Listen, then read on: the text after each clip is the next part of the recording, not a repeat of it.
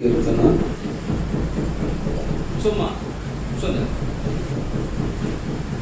మొదటి నుంచి కొన్ని వచనాలు నేను చదువుతాను. యెహోవాను స్తుతించుట మంచిది, మహోన్నతుడా నీ నామమును కీర్తించుట మంచిది. ఉదయమున నీ కృపను, ప్రతి రాత్రి నీ విశ్వాస్యతను 10 తంతుల స్వరమండలముతోనూ గంభీర ధ్వనిగల సితారాతోనూ ప్రచురించుట మంచిది. ఎందుకనగా యెహోవా నీ కార్యము చేత నీవు నన్ను సంతోషపరచుచున్నావు. నీ చేతి పనులను బట్టి నేను ఉత్సహించుచున్నాను. యెహోవా నీ కార్యములు ఎంత దొడ్డవి, నీ ఆలోచనలు అతి గంభీరములు. పశుప్రాయులు వాటిని గ్రహింపరు, అవివేకులు వివేచింపరు.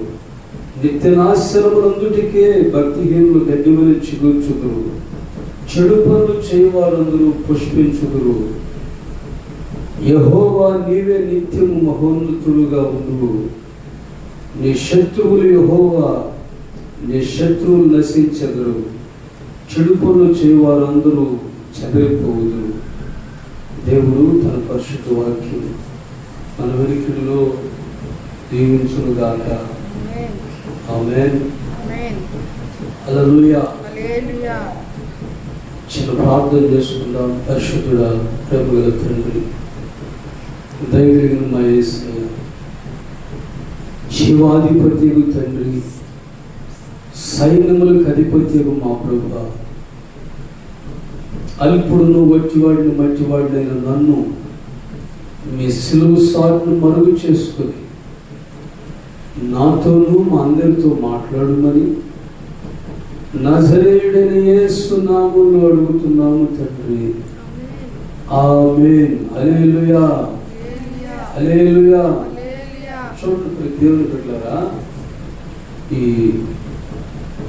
మనం చదువుకున్న 92వ కీర్తనలో ప్రాముఖ్యంగా 7వ వచనం నుంచి నేను చదువుతున్నాను. నిత్య నాశనము నందుటికే కదా భక్తిహీనులు గడ్డివలె చిగుర్చెదురు. చెడు పనులు చేయవారందరూ పుష్పించుదురు. యెహోవా నీవే నిత్యము మహోన్నతులుగా ఉండు.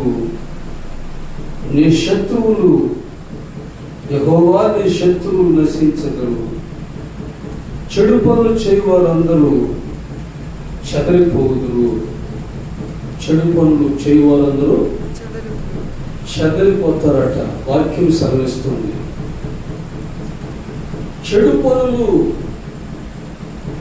అంటే మనం వాటిని పెద్దగా వివరించాల్సిన అవసరం లేదు. ఎందుకంటే చెడు పనులు అంటేనే మరి లోకమంతటా మనుషులు మనస్సులు, మనుషుల హృదయాలు చెడుతో నింపబడిపోతుంది. చెడుతో నింపబడిపోతుంది. కాబట్టి ఆదికాండంలో 5వ అధ్యాయం 6వ వచనంలో రాయబడి ఉంటున్నది. చూడండి, ఆదికాండం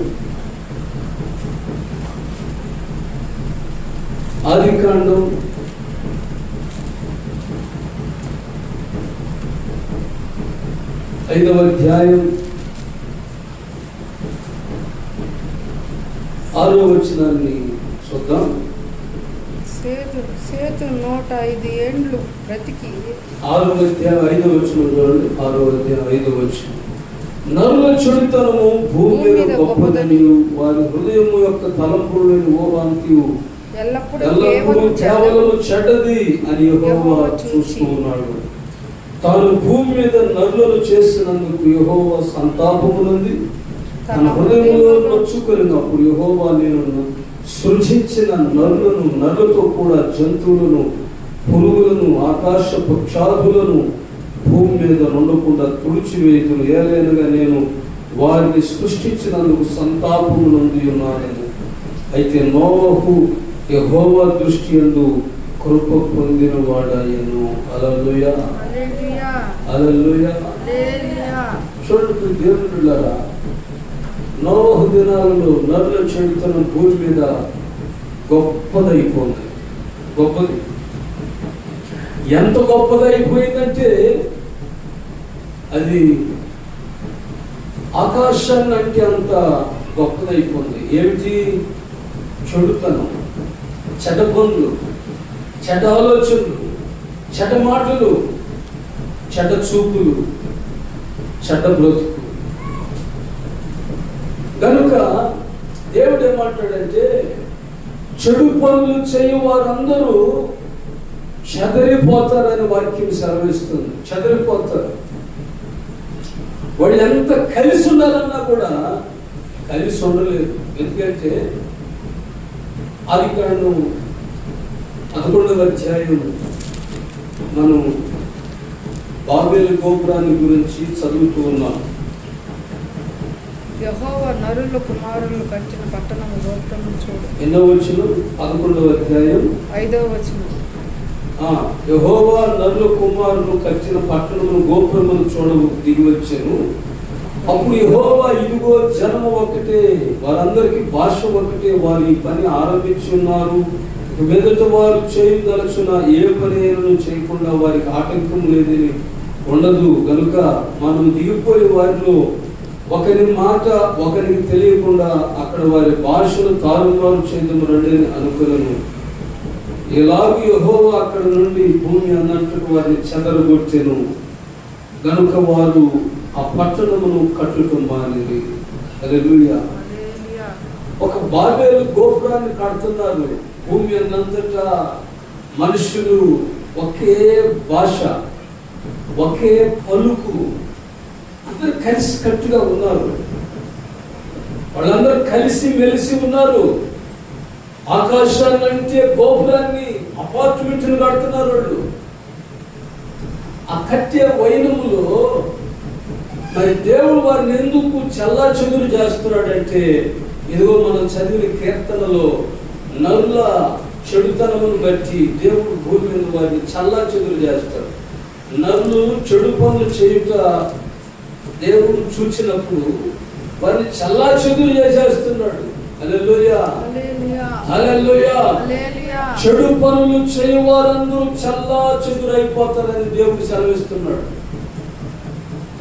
అయితే ఇక్కడ ఒక విశేషమైన మాట ఏమిటంటే, యెహోవాను స్తుతించుట మంచిది. హల్లెలూయా.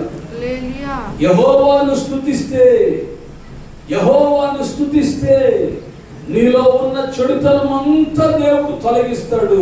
నీలో మంచితనాన్ని నింపుతాడు దేవుడు. హల్లెలూయా. యెహోవాను స్తుతించుట మంచిది. 10 తంతుల స్వరమండలం సితారాలతో ఆయన్ని చేయవారందరూ కూడా చల్లా చెదురైపోతారు. హల్లెలూయా. నజరేతులో నుంచి మంచిదేది లేదు. నజరేతులో ఉన్న వాళ్ళందరూ మంచితనాన్ని కోల్పోయారు, చెడ్డ బ్రతుకుతున్నారు. ఆ నజరేతులో నుండి యేసయ్య వచ్చాడు. హల్లెలూయా. ఆ నజరేతులో నుంచి ఎవరు వచ్చారు? యేసయ్య వచ్చాడు. ఆయన ఎవరో తెలుసా? గొర్రెలకు మంచి కాపరి. మంచి కాపరి తన గొర్రెల కొరకు ప్రాణం పెడతాడు అన్నాడు. ఆయన తన గొర్రెల కొరకు ప్రాణం పెట్టాడు. ఎందుకు పెట్టాడంటే, అయ్యా మేము బలహీనులు, మీ త్రోవ తప్పిపోయిన గొర్రెలు, నేను స్తుతించడం మాత్రమే మేము చేస్తున్నాను. మళ్ళీ మంచితనాన్ని నింపయ్యా, మళ్ళీ మంచి బ్రతకడానికి సహాయం చేయ ప్రభు అని వేడుకున్న ప్రతి ఒక్కరిని కూడా ఆయన మంచి మార్గంలో నడిపించాడు. హల్లెలూయా, హల్లెలూయా. ఇక్కడ బాబేలు గోపురం దగ్గర అందరిని దేవుడు చల్లా చెదురు చేశాడు. వారి భాషను మార్చేశాడు.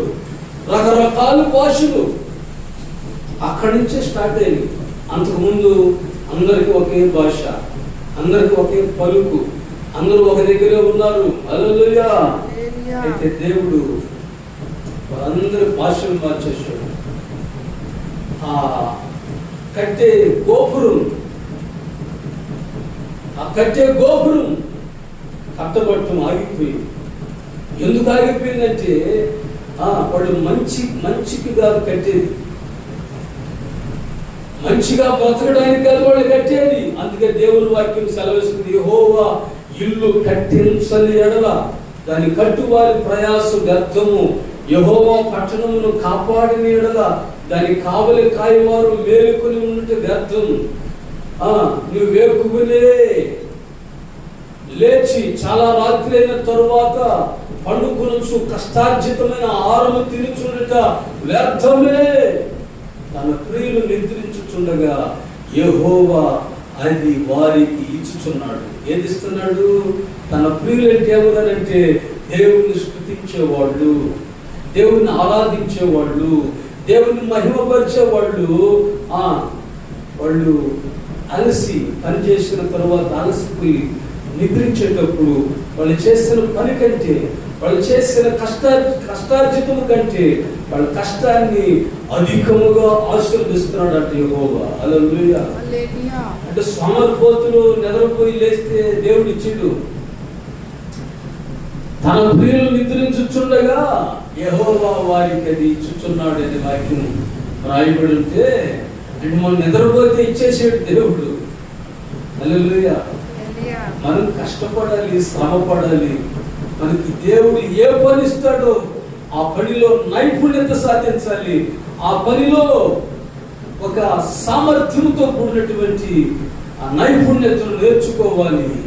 దేవుని దగ్గర అడిగి పొందుకొని నేర్చుకోవాలి. హల్లెలూయా. కాబట్టి ఇప్పుడు దేవుని బిడ్డ, నువ్వు చేస్తున్న పని దేవుడు ఆశీర్వదించాలంటే నువ్వు దేవుని స్తుతించాలి. యెహోవాను స్తుతించుట మంచిది. 10 తంతుల స్వరమండలముతోను, సితారాతోను, తంబులతోను ఆయన నామాన్ని ప్రకటించుట మంచిది. హల్లెలూయా. యెహోవా నిన్ను స్తుతించుట నాకు మంచిది, మహోన్నతుడ నీ నామము కీర్తించుట మంచిది. అరుణోదయమున నీ కృపను తరగని నీ ప్రేమామృతము అనుభవించెదను అనుదినము నేను ప్రస్తుతింతును నిత్యము. హల్లెలూయా. ఇశ్రాయేలీయులు 12 గోత్రాల వారు యెరికో పట్టణము చుట్టూ 6 దినాలు దేవుని స్తుతిస్తూ తిరిగారు. ఏం చేశారు చెప్పండి? దేవుణ్ణి స్తుతిస్తూ యెరికో గోడల చుట్టూ, యెరికో ప్రాకారం చుట్టూ, యెరికో పట్టణం చుట్టూ తిరిగారు. దేవుని స్తుతిస్తా తిరిగారు. హల్లెలూయా. దేవుని స్తుతిస్తా తిరిగారు. హల్లెలూయా. దేవుని స్తుతిస్తా తిరిగారు. తిరిగితే ప్రియులారా, 7వ దినమున వాళ్ళు 6 దినాలు మౌనంగా స్తుతించారు మనసులో. 7వ దినమున బోరలు ఊదుతూ, వాయిద్యాలు వాయిస్తూ, దేవుని ఘనపరుస్తూ ఆ పట్టణం చుట్టూ తిరిగినప్పుడు యెరికో కోట కూడా కూలిపోయిన అట్నే. హల్లెలూయా. హల్లెలూయా. 2 రథాలు ఆ గోడ మీద పౌచట. అంత పెద్ద ప్రాకారం అది యెరికో గోడ, యెరికో పట్టణపు గోడ. అంటే ఆ పట్టణం అంతా ఒక ప్రొటెక్షన్ తో కట్టబడింది యెరికో పట్టణం. హల్లెలూయా. ఎందుకనంటే వాళ్ళు ఇష్టానుసారంగా పట్టణంలో ఉండాలనుకుంటున్నారు. అయితే దేవుని స్తుతించే బిడ్డలకు, మంచిగా బ్రతికే బిడ్డలకు ఆ పట్టణాన్ని ఇవ్వాలని దేవుడు తలంచాడు. యెరికో పట్టణం ప్రాకారాలు పోల్చబడాలా, దాంట్లో ప్రవేశించాలంటే దేవుని బిడ్డలు. అందుకే ఎరికో పట్టణపు ప్రాకారాలు కోల్చబడ్డాయి. అప్పుడు ఎరికో పట్టణం మీద యుద్ధం చేశారు, దిగ్విజయం సాధించారు. హల్లెలూయా. ఎందుకు ఎరికో పట్టణం చూస్తున్నాడు? ఈ జీవితంలో చెడు బ్రతుకు, చెడు నడక, చెడు చూపులు ఏది కూడా ఉండకూడదని దేవుడు హెచ్చరిస్తున్నాడు. హల్లెలూయా. యెహోవాను స్తుతించుట మంచిది. పౌలు సేలలో ప్రయాణిస్తూ ఉంటే కొత్త కొత్త గ్రామాల్లో అడుగు పెడుతుంటే ఆ గ్రామాలలో ఉన్నటువంటి సోదిగండ్రు అనేకులు అంటారు, భూమిని తల్లకిందులు చేసేవాళ్ళు ఎక్కడ కూడా వచ్చారా? ఎట్లా సాధ్యమైంది పౌలు సేనలకి భూమిని తలకిందులు చేసే విధానం అంటే వాళ్ళు దేవుని స్తుతించటం మానల. హల్లెలూయా. హల్లెలూయా. బెత్తాలతో కొట్టిన, కొరడాలతో కొట్టిన, చెరసాల్లో వేసి బంధించిన దేవుణ్ణి స్తుతిస్తూనే ఉంటారు వాళ్ళు. అందుకే భూమిని తలకిందులు చేయగలిగారు. హల్లెలూయా. ఎప్పుడు దేవుణ్ణి స్తుతించటమే, దేవుని నామాన్ని ప్రకటించటమే, దేవుని గొప్పతనాన్ని చాటి చెప్పటమే పౌలు సేవలకి ఒక ఉద్యోగం, ఒక పని, దేవుని పని. హల్లెలూయా. గ్రామాల్లో వెళ్ళి మౌనంగా దేవుని స్తుతిస్తా వాళ్ళకి సువార్త చెప్పేవాళ్ళు. ఆ గ్రామాల్లో ఉండి సోది చెప్పే ఆ సోదిగాండ్రు కూడా ఆ పుతోను అనబడిన దెయ్యం చెప్తుంది, వీళ్ళు సర్వోన్నతుని దేవుని సేవకులు, దేవుని యొక్క జీవ మార్గాన్ని ప్రకటించే సేవకులని ఒక దెయ్యము చెప్తుంది సాక్ష్యం. హల్లెలూయా. కాబట్టి నువ్వు ఈ దినాన మనము పౌలు సేవలో దేవుని స్తుతించగలిగితే నీ ఇంట్లో తల్లకిందులు చేస్తాడు దేవుడు. సాతాను పాటుకోవడం, సాతాను ప్రాకారాలు కోనస్తాడు దేవుణ్ణి స్తుతించే బిడ్డల జీవితంలో. హల్లెలూయా. వాడు కట్టిన గోడలన్నీ, వాడు కట్టిన ప్రాకారాలన్నీ నీ బిడ్డల జీవితంలో, నీ జీవితంలో, నీ భర్త జీవితంలో, నీ స్నేహితులు, నీ ఇరుగు పొరుగు, నీ పట్టణంలో వాడు కట్టిన ప్రాకారాలన్నీ కూలిపోవాలంటే దేవుణ్ణి స్తుతించటం మంచిది. హల్లెలూయా. యేసయ్యను స్తుతించటం మంచిది, దేవుని ఘనపరచడం మంచిది, ఆయన నామాన్ని ప్రకటించడం మంచిది. అలా ప్రకటించి ఆయన నామాన్ని స్తుతించడం ద్వారా హల్లెలూయా. హల్లెలూయా. నీ జీవితంలో దేవుడు అద్భుతము చేయవాడు అంటున్నాడు. దేవుడు అద్భుతము చేయవాడు అంటున్నాడు. దావీదు 7 మార్లు దేవుని స్తుతిస్తాడు, 3 మార్లు ప్రార్థన చేస్తాడు. ఘనమైన కార్యాలు దావీదు ద్వారా దేవుడు చేసి ఉన్నాడు. హల్లెలూయా. హల్లెలూయా. నీవు నీ ఇంటి వారు దేవుణ్ణి స్తుతించగలిగితే మంచిది. ప్రతిరోజు ఉపవాస కుటుంబ ప్రార్థన చేసుకోవటం మంచిది. నా ఇంట్లోకి రా ప్రభు అని కుటుంబ ప్రార్థనలో దేవుణ్ణి స్తుతించుట మంచిది. హల్లెలూయా. హల్లెలూయా. హల్లెలూయా. కాబట్టి దేవుని బిడ్డరా, మన జీవితాల్లో మనం దేవుని స్తుతించే వారముగా, దేవుని గణపరిచే వారముగా, దేవుని ఆరాధించే వాళ్ళంగా మనం ఉండాలి. హల్లెలూయా. హల్లెలూయా. పెంతెకోస్తు పండుగ దినాన దేవుని స్తుతిస్తా ఉన్నారు ఇశ్రాయేలు 120 మంది దేవుని బిడ్డలందరూ. పెంతెకోస్తు పండుగ వచ్చిన ఆ రోజు యథాప్రకారం వాళ్ళందరూ కూడి ఉన్న మేడగది మీద దేవుని స్తుతిస్తా ఉన్నారు. పరిశుద్ధాత్మ దేవుడు పావురములే వారి మీద దిగి వచ్చాడు. ఎలా దిగి వచ్చాడు? అగ్ని విభాగించునంత మటుకు నాలుకల వలె ఒక్కొక్కరి మీద రాలేడు ఆయన. అప్పటి నుంచి యుగ సమాప్తి వరకు మనకు తోడుగా ఈ భూమి మీద పరిశుద్ధాత్మ దేవుడు ఆయన బిడ్డలను అనాథులుగా విడిచిపెట్టడు. హల్లెలూయా. అనాథులుగా దేవుడు విడిచిపెట్టడు. పరిశుద్ధాత్మ దేవుడు విడిచిపెట్టడు. దేవుణ్ణి ఎక్కడ 2 ముగ్గురు నా నామం పేరుతో కూడి ఉంటారో ఆయన నామం పేరట కూడి ఉంటారు. ఎక్కడ కూడతారో కూడుకోండి. దేవుని స్తుతించే ఆ ఇద్దరు ముగ్గురు మధ్యలోకి నేను వస్తానన్నాడు దేవుడు. హల్లెలూయా, హల్లెలూయా, హల్లెలూయా. హల్లెలూయా. వారి మధ్యలో నేను ఉంటాను. మిమ్మల్ని నేను అనాథులుగా విడిచిపెట్టను. మిమ్మల్ని నేను అనాథులుగా విడిచిపెట్టను. భర్త వదిలేయచ్చు, భార్య వదిలేయచ్చు, బిడ్డలు వదిలేయచ్చు, తల్లిదండ్రులు వదిలేయచ్చు.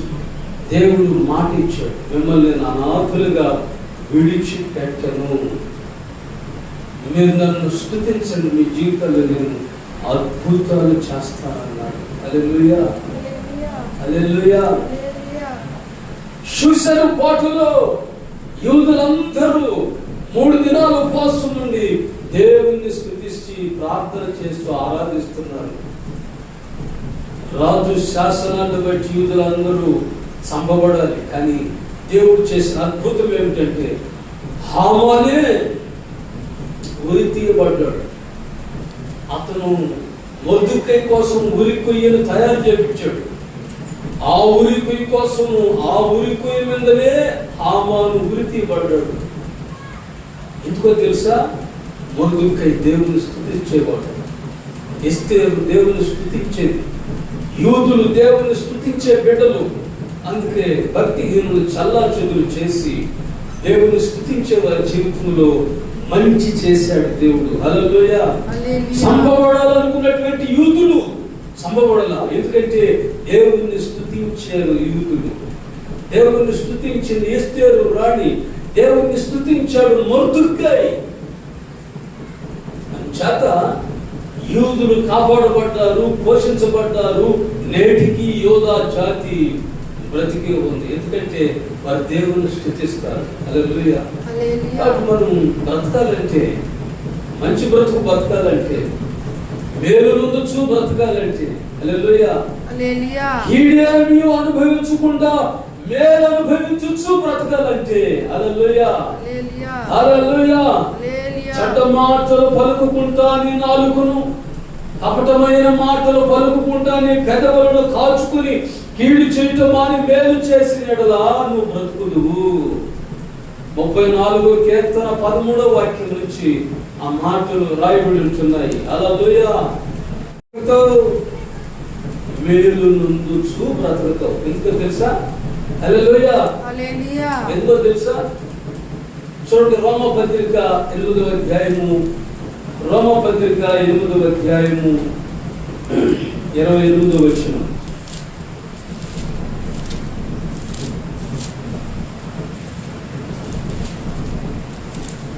రోమా 8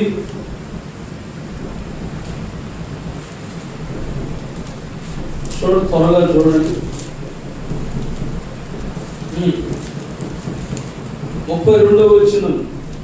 తన సొంత కుమారుని అనుగ్రహించుటకు వెనుతీయక మన అందరి కొరకు ఆయనను అప్పగించిన వాడు ఆయనతో పాటు సమస్తమును మనకు ఎందుకు అనుగ్రహింపడు? హల్లెలూయా, హల్లెలూయా.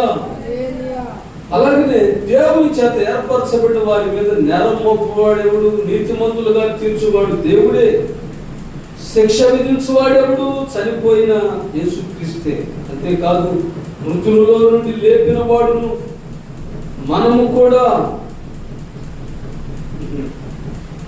లేపిన వాడును, దేవుని కుడి పార్శ్వమున ఉన్నవాడును, మన కొరకు విజ్ఞాపనమును కూడా చేయవాడును ఆయనే. హల్లెలూయా. చూడండి, దేవుడు మన పక్షమున ఉండగా మనకు విరోధి ఎవడు?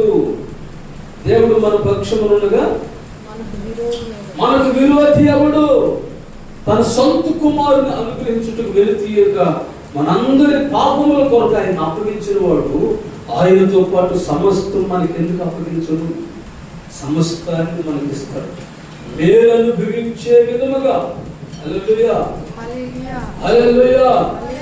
సమస్తము సమకూడి జరుగుతున్నాయి. దేవుని ప్రేమించే వారికి, ఆయన సంకల్పం చెప్పున పిలువబడిన వారికి సమస్తము దేవుడు సమకూర్చి జరిగించుచున్నాడని ఆ అధ్యాయంలోనే వ్రాయబడి ఉంటున్నది. హల్లెలూయా, హల్లెలూయా. కాబట్టి ప్రియ దేవుని బిడ్డలారా, దేవుని సంకల్పం చొప్పున పిలువబడిన వారికి ఆయన మేలు కలగజేసే విధముగా సమస్తము సమకూర్చి జరిగిస్తాడంట. అది ఏ కార్యమైనా సరే సమకూర్చి జరిగిస్తాడు. హల్లెలూయా. సమకూరుస్తున్నాడు దేవుడు మనల్ని ఆశీర్వదించడానికే. ఆయన మన దగ్గర ఆగి నిలిచి ఆయన ఓర్పుతో ఉన్నాడట. హల్లెలూయా. కాబట్టి మనం దేవుని స్తుతించుట మంచిది. మనం ఎంత దేవుని స్తుతిస్తామో అన్ని కార్యాలు జరుగుతాయి. హల్లెలూయా. ఎంత స్తుతిస్తామో అన్ని కార్యాలు దేవుడు త్వరపెడతాడు. నా బిడ్డ నన్ను స్తుతిస్తుంది. హల్లెలూయా. నా బిడ్డ నన్ను స్తుతిస్తుంది. నా బిడ్డను ఆశీర్వదించాలి. హల్లెలూయా. వేకువనే లేచాడు యోబు. బిడ్డలందరినీ దేవుని సన్నిధిలో మోకరింపజేసి దేవునికి బలి ఇచ్చి ప్రార్థన చేసి దేవుని స్తుతించే ఇల్లుగా, దేవుని స్తుతించే కుటుంబంగా యోబు ఇల్లు ఉంది. ఇంట్లో అలాంటి వాతావరణం ఉందా? దేవుని స్తుతించే బిడ్డలుగా నీ బిడ్డలు తయారు చేస్తున్నావా? చీకటితోనే లేపి దేవునికి ప్రార్థన చేయండి అని చెప్తున్నామా? ఎలా జీవిస్తున్నారు నీ బిడ్డలు, నీ ఇంటి వారు? ప్రార్థన చేసుకున్నారు. దేవుని స్తుతించే కుటుంబాలుగా మన కుటుంబాలు ఉండాలి. దేవుని ఆరాధించే విధముగా మనం జీవించాలి. దేవుని మహింపరిచే విధంగా మనము ఉండాలి. దేవుని నామాన్ని ప్రకటించే విధంగా మనం ఉండాలి. అప్పుడే మన జీవితంలో మేలు కలుగుటకే సమస్తము సమకూర్చి జరిగించే దేవుడు మన పక్షాన ఉన్నాడు. ప్రార్థన చేసి యాచించగానే నీ బాహుబలము చూపించినావు. మరణపు ముల్లును విరచితివా నాకై. మరణ భయము తొలగించితివా.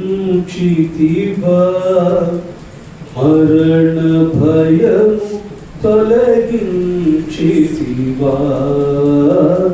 నా యేసయ్యా నా స్తుతి యాగము నైవేద్యములై ధూపములే నీ సన్నిధానము చేరును నిత్యము. చేతువు నాకు సహాయము వెను వెంటనే వెను వెంటనే.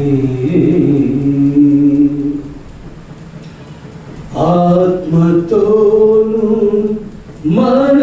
మనసుతోను నేను చేయు విన్నపములు.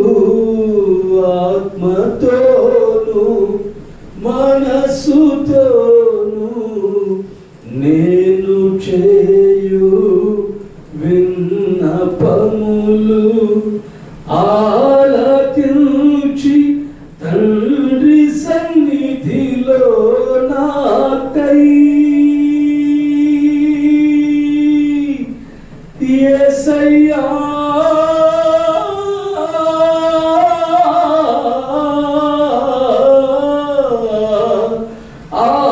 ఆలకించి తండ్రి సన్నిధిలో నాకై విజ్ఞాపన చేయుచున్నావా. విజ్ఞాపన చేయుచున్నావా. ప్రార్థించుకున్నాను. ప్రేమ, మహిమ, ఘనత, ప్రభావాలు పొందనరుగుడైనటువంటి మా దేవ యేసయ్యా మీకు స్తుతులు స్తోత్రాలు చెల్లిస్తున్నాం ప్రభువా. ఈ మధ్యాహ్న సమయంలో పునరుద్ధాన దినాన వెతుబడిన వర్తమానం నీరు కట్టి ఫలింపు చేయమని మిమ్మల్ని స్తుతించుట మా జీవితాల్లో మంచిదని సెలవిచ్చిన దేవా మీకు వందనములు స్తోత్రములు స్తోత్రములు. ఎరికో పట్టణపు కోట గోడలు కూల్చినట్లుగా సాతానుడు మా జీవితాల్లో కట్టిన గోడలని కోల్చబడినట్లు మిమ్మల్ని స్తుతించుట మంచిదినైనా. అయా పౌలు సేవలు అయా భూమిని తలకిందులు చేసే విధముగా మిమ్మల్ని స్తుతించారయ్యా. మా జీవితాల్లో మిమ్మల్ని స్తుతిస్తూ, ఆరాధిస్తూ, మహిమపరుస్తూ, కొనియాడుతూ, మీ నామాన్ని కనపరుస్తూ ఉండే కృపా ధన్యత జీవితాలు మాకందరికీ దయచేయమని యేసు నామములో అడిగి వేడుకొనుచున్నాము తండ్రి. ఆమేన్. నా ప్రాణమయ యెహోవాను సన్నిధించు, నా అంతరంగంలో ఉన్న సమస్తమైన పరిశుద్ధ నామాన్ని సన్నిధించు. నా ప్రాణమయ యెహోవాను సన్నిధించు, ఆయన చేసిన ఉపకారముల్లో దేన్ని మరొకము. ఆమేన్. హల్లెలూయా. మన పరమ తండ్రి అయిన దేవుని ప్రేమయు, కుమారుడైన యేసుక్రీస్తు ప్రభుల వారి యొక్క కృపయు, పరిశుద్ధాత్మ దేవుని సహవాసము, సన్నిధి, కాపుదల, భద్రత ఇప్పుడు ఎల్లప్పుడూ సదాకాలం మనకందరికీ సకల పరిశుద్ధులకు తోడైంది కాచి కాపాడును గాక. ఆమేన్. May God bless you. యేసయ్య నామములో మీకు అందరికీ వందనాలు.